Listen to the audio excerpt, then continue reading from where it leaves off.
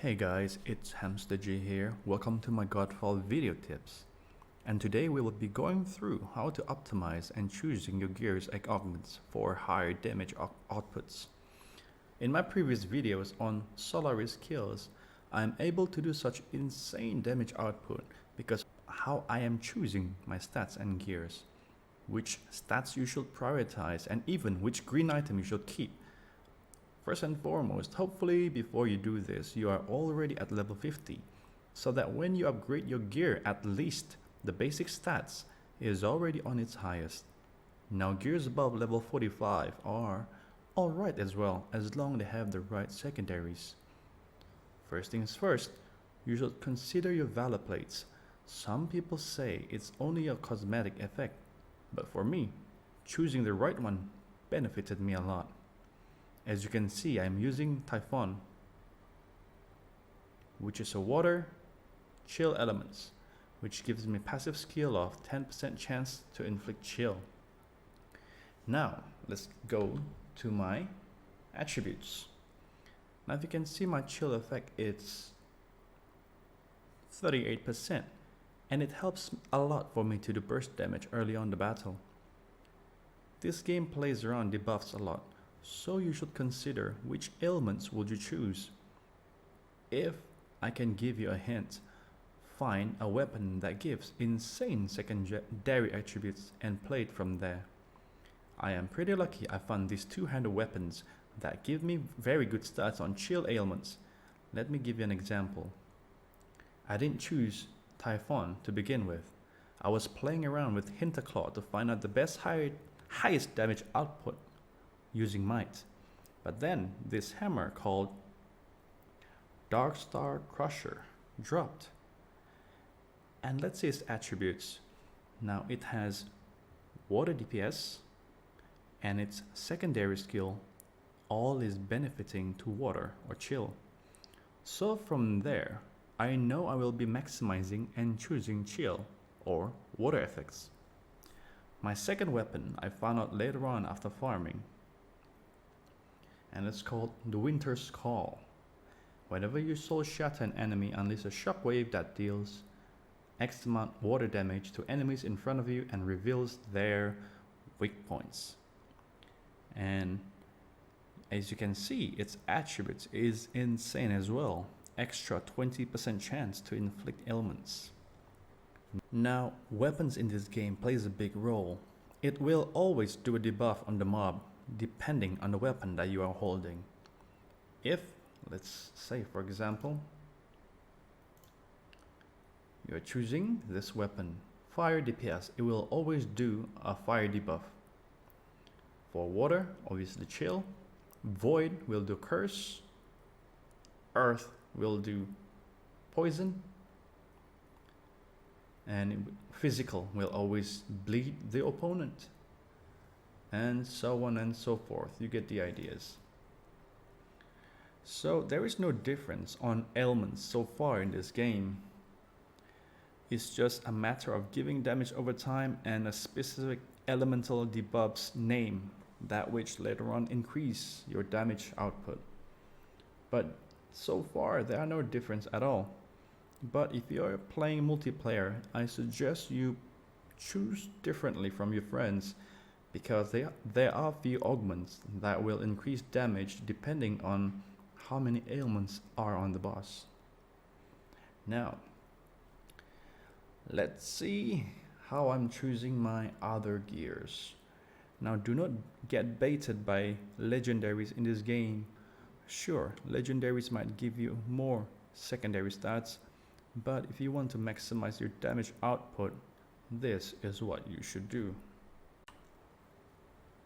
Well, so far in this game, I'm unable or have not yet find an amulet that will work well for me with chill and or water damage.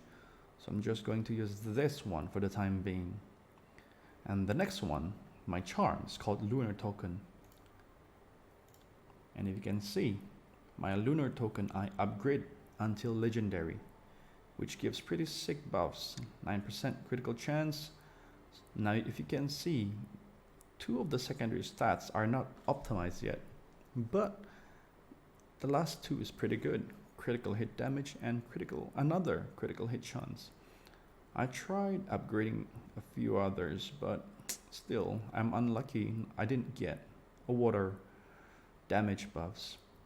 So if I can give you tips or hints, do not get baited once again by legendaries. Sometimes, right, the primary skills of these green amulets or charms might just benefited you. Now, as you can see, all lunar token have same primary attributes, which is plus or giving critical hit chance. Now I farm all these, and hopefully one of these bad boys will give me water damage or chill ailments or something along those lines, and then I can produce a higher damage output. See, polarity, attack damage. And so far, if you can find the right amulets or charms that is green or blue, use that other than the legendaries that you got, which deals nothing. My ring, I will show you how I get my ring as well. Now this one is pretty good, but it's not optimized. And once again, if I sort the rarity of the ring and go to the green ones, somewhere here I should find the one. You see, air damage, fire, water damage. I only got 3 so far. Alabaster ring. So I will be upgrading 3 of these bad boys later on, and hopefully the secondary attributes will add on to my water damage and my chill effects damage. The same goes to those lifestone effects. My lifestones is nowhere near legendary. If I'm not mistaken, I'm choosing the blue. I chose the blue, yes, see? Primary effect, 57% water damage. So from here, I just have to get lucky. And when I upgrade all these bad boys, when I upgrade these bad boys, it will give me the right attributes, such as this one. As you can see, my water damage just from consuming the lifestone, it will increase by 80%. It's very insane. And if I can change the greatsword damage to perhaps pole arm or warhammer, and the Archon Fury damage to like crit chance, it'll be perfect. My banner, 30% chance to inflict ailments and 65% damage for each ailment on the enemy, adding the chance to inflict chill, and yeah, it's pretty crazy. But in order for you to optimize, you will always have to find the one that does damage to chilled enemies or damage to your current ailments that your weapon can produce. It'll be very insane to see what happens if my whole sets is all just chill and water damage, or even critical hit damage is not bad. In some of the videos that I make, might doesn't really play a big or important role. If you can find your amulets on vitality or spirit, but the secondary is insane, use it. I'm able to down Solaris just with, I think, 3.2k might, and it's pretty good, yeah. And now we'll move to augments. Now for the augments. As you can see, this is the augments that I use.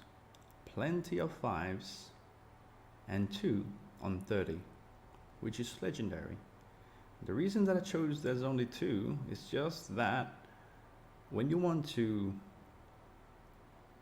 have or do a damage output, I don't want to be interrupted, and I always try to take a little bit of damage so that I can use my lifestone. So I'll be invulnerable for 5 seconds. And the other one is Shorty. This legendary might augment is perhaps one of the best in game, because if you look at the primary stats, whenever you hit an enemy with your northern technique, expose the enemy weak points and deal X amount of weak point damage, the next time you hit a weak point. Well, that's insane. That's how I'm sometimes able to one-shot a boss. And the rest of them, if you can see, this is one of the worst Rift green that I'm able to find so far. But the primary is nice, so I decided to keep it. Hopefully I'll be able to get a Rift rare augment that gives chill damage. It'll be nice. Black Seed, water damage. Actually the primary, it's not really important for me because there's not really that will add specifically to chill damage. Chill damage might, Warhammer weapon technique. Now this can be improved definitely. Chill damage, you see that? Insane, 30% from 1. And this one definitely can be improved. So if I were you, I don't really like fancy stuff, so I just like mindless left clicking, consume lifestone, hit a few times under 5 seconds, the mob's dead, next. That's my style. So yeah guys, just to recap, if I were you, find a weapon that you like the most. If you like very high damage output in a single hit, choose a double hander like me. But if you like quick burst and like rogue-like style, choose a dual blade. And once you got your primary weapon, which have the right primary and secondary skills, stick to that. Because as you know, upgrades in these games are not cheap. So for you to farm and to get all your equipments fully upgraded, including the augments, I'm guessing it's nearly 1.4 million, Electrum. So make sure you don't just upgrade it randomly. Sure, you might feel a bit weak while you're farming, but just downgrade the difficulty. It doesn't really make a lot of difference. So yeah, and then after you find the weapon, look at the elements, water DPS, you go for chill, and from then everything is just about water damage or chilled enemies. The priorities are chilled enemies first, and then water damage, and then inflict chill, and then the critical damage, bonus damage, and the rest you can just perhaps choose critical hit chance. And yeah, that should be about it. And your weapon style, which is polearm damage or Warhammer. That should be the last priorities. But the first one is something like this. Damage to chilled enemies, damage to fire enemies, damage to cursed enemies. That's your number one priority for you to maximize the damage output. Well, let me show you what you can do once you optimize your gear, what kind of damage output. And I'll be doing a showcase of damage once I upgrade everything and I gain the right the right secondary attributes that I want. I will be showing you on what the damage will be look like. And here is just some examples of what you can do once you concentrated on your specific of elements of choosing. Enjoy. And don't forget to subscribe and leave a like and comment down below. Enjoy.